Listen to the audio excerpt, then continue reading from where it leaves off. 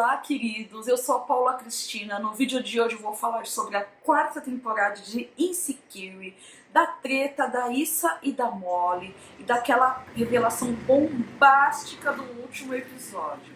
Aproveite, se inscreva no canal, ative as notificações para receber com exclusividade os novos vídeos. Se sinta à vontade, porque hoje, no Onde Está o Controle, tem Insecure.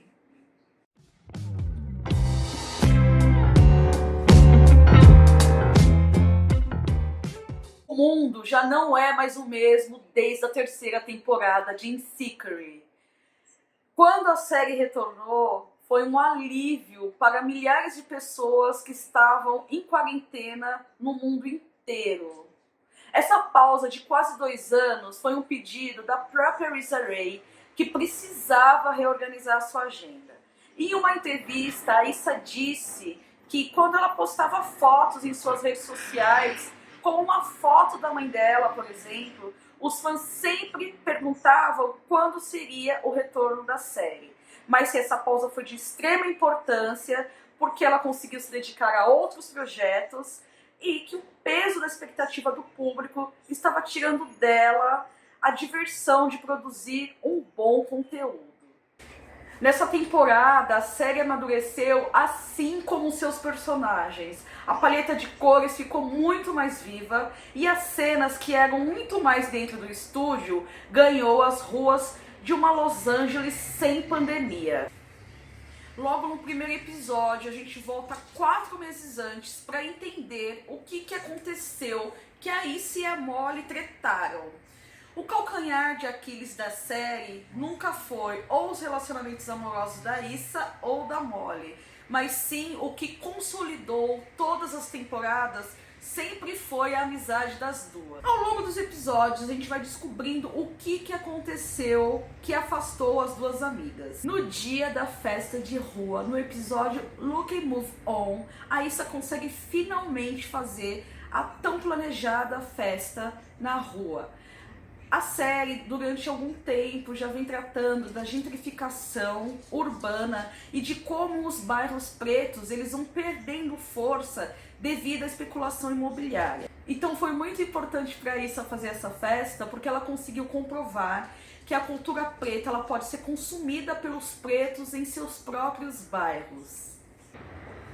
Depois de passarem a temporada inteira se alfinetando, no dia da festa, a Issa e a Molly até conseguem se reaproximar, mas no final elas quase saem na mão, porque a Issa diz pra Molly que a Molly não consegue ser feliz com ninguém porque ela sempre estraga tudo no final. E a Molly disse pra Issa que ela sempre usa as pessoas e que ela gosta de caçar confusão.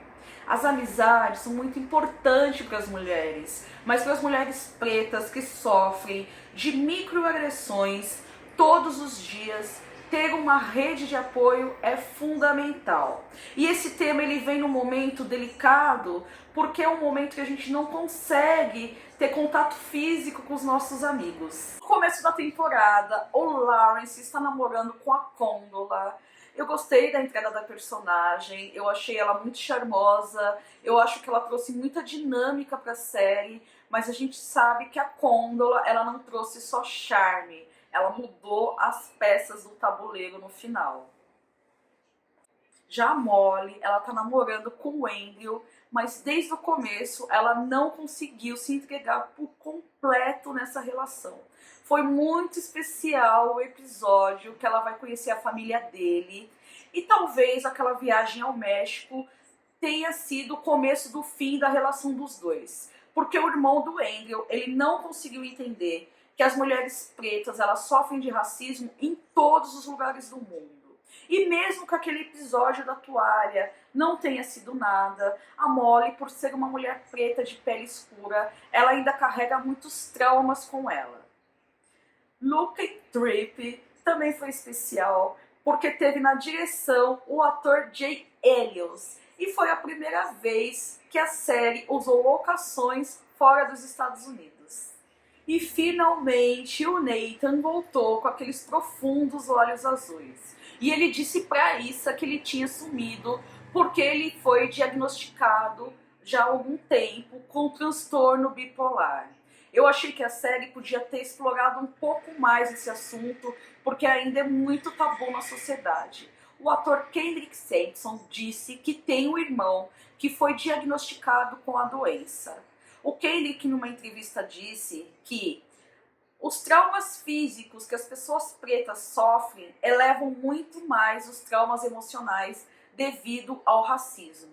O ator participou ativamente das manifestações em Los Angeles devido à morte de George Floyd. Ele, como outros manifestantes, foi agredido com balas de borracha. Kendrick Sampson é integrante do Black Lives Matter e ele redigiu uma carta com mais 300 celebridades pretas de Hollywood exigindo mudanças na indústria. Como, por exemplo, que Hollywood não contrate mais policiais e que não deixe esses policiais circularem dentro do set de filmagem. E que Hollywood também invista numa cultura antirracista. A gente sabe que ainda existem muitos personagens pretos estereotipados. E essas produções, elas não ficam só nos Estados Unidos, elas são vistas no mundo inteiro. Hollywood também não tem a mesma faixa salarial para atores brancos e atores negros. Ainda, atores negros ganham muito menos do que os atores brancos. Eu acho que aqui no Brasil também a gente sofre do mesmo problema e isso também tem que ser mudado. Na série, o Nathan até que tenta se aproximar amorosamente da Issa, mas essa altura ela já tinha retornado com o Lawrence, porque a Condola, sem querer, ela faz o Lawrence perceber que ele só não está com a Issa porque ele nunca perdoou pela traição. E aí ele percebe que ele ainda ama a sua ex. A Natasha Rothwell, a personagem que faz a Kelly. A Kelly é minha personagem favorita. Eu quero ver mais da Kelly na série. Os fãs gostam muito da Kelly, ela precisa ter mais falas. A Natasha, além de atriz, ela também é roteirista. E foi ela que escreveu o roteiro de Looking Happy. O Jay Elliott, quando ele leu o roteiro, ele ligou para Natasha e disse que foi o roteiro mais bonito de todas as temporadas. Também é o meu roteiro favorito, mas dessa temporada o roteiro é perfeito, ele tem poesia em cada cena, em cada objeto. A música também, como sempre, parece que é um personagem à parte. Eu vou deixar para vocês a playlist da série aqui nos comentários. E nesse episódio foi muito legal, porque foi a primeira vez que o Lawrence e a Issa eles conseguiram conversar sem se machucarem ou sem machucarem o público, conversar sobre o passado. E aí o Lawrence ele pergunta pra Issa por que ela traiu ele com o Daniel. E a Issa fala que além do Daniel ser um cara do passado dela, o Daniel naquela época foi o único que conseguiu enxergá-la como mulher, porque o Lawrence não fazia mais isso. Durante muito tempo os fãs tiveram uma relação de amor e ódio com o Lawrence, mas foi nesse episódio que eu entendi que o Lawrence, sendo um homem preto, formado, com qualificações, ele ficou acho que 2 anos sem arrumar emprego, e tem uma cena muito legal que ele fala pra ela que todas as vezes que ela saía para trabalhar, ele ficava muito infeliz e provavelmente ele ficou depressivo por causa dessa situação. E mesmo com tantas mudanças, eles ainda se sentem felizes um na presença do outro. E tudo isso aconteceu enquanto os personagens assistiam um programa investigativo procurando LaToya. A Issa Rae disse que ela colocou a LaToya na série porque todas as vezes que sobe uma garota preta ou uma mulher preta, ninguém quer saber de investigar ou de procurar. Outro assunto abordado na série foi a depressão pós-parto, porque a Tiffany finalmente teve a Simone e ela se sentia muito esgotada fisicamente, é natural. Nos primeiros meses a mulher fica muito esgotada, mas ela não se sentia esgotada só fisicamente, ela também tinha um esgotamento emocional. E de uma tristeza que ela pensou que era normal, essa tristeza ela foi crescendo cada vez mais e a personagem estava com depressão pós-parto. Foi muito legal no último episódio, quando todas as meninas se reuniram para procurar a Tiffany. E aí quando finalmente ela é achada naquele quarto de hotel, dá pra ver que a personagem ela está sem maquiagem, sem o cabelo feito, sem as falas de efeito, porque a Tiffany na temporada passada ela fez aquele chá de bebê fantástico, inspirado na Beyoncé, e é a primeira vez que a gente vê a Tiffany totalmente vulnerável. E no último episódio, não só aconteceu isso, aconteceu com muitas coisas. A gente tem aquela bomba que é o Lawrence falando pra Issa que a Condola estava grávida. Me senti muito incomodada com a cena da Condola e do Lawrence, porque eu acho que o Lawrence ele pressionou muito a Condola, principalmente perguntando se o bebê era dele, se ela ia querer ficar com a criança. Sabe que ainda tem muitas mães pretas que são mães solos. A Molly também não terminou bem, porque apesar dela ter voltado para terapia, a personagem ela já faz terapia há algum tempo, mas ela sempre interrompe o processo. E a terapeuta fala pra ela, você quer ter sempre razão ou você quer ter um relacionamento? Porque quando as pessoas discordam de você, você constrói muros e não deixa as pessoas se aproximarem. Mas mesmo assim, o Andrew já estava de saco cheio, porque a Molly ela é muito possessiva, além dela ser possessiva, ela é dominadora.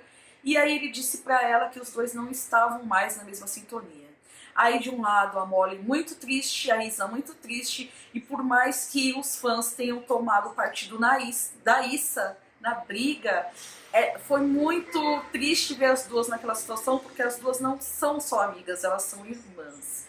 E o último episódio foi muito simples, alguns fãs reclamaram que a temporada terminou de uma forma simples, mas eu acho que foi de uma forma perfeita, de ver a Issa e a Molly no restaurante delas, conversando sobre suas dores. Mas nem tudo é tristeza, porque para nossa alegria, Insecure foi renovado para a 5ª temporada. Eu só espero que não demore tanto para a série voltar, porque devido ao coronavírus, muitas produções foram interrompidas e outras nem começaram, mas é uma boa notícia para os nossos corações. Me diz nos comentários o que você achou da série, o que você espera para a 5ª temporada. Ainda tem um futuro para o Lawrence e para a Issa. A Issa e a Molly elas vão retornar até aquela irmandade. Não se esqueça de se inscrever no meu canal, porque isso vai fortalecer o projeto, e de dar um joinha no vídeo. Obrigado pela sua paciência e a gente se vê no próximo vídeo.